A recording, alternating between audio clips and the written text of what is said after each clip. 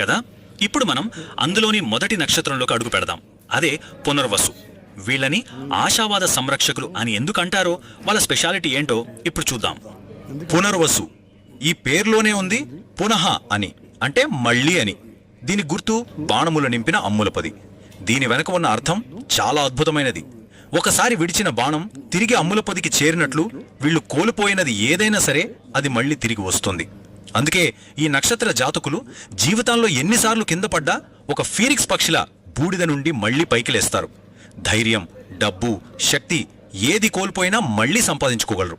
అందుకే ఎలాంటి కష్టం వచ్చినా పర్లేదు, అంతా మంచే జరుగుతుంది అనే పాజిటివ్ మైండ్ సెట్తో ఉంటారు.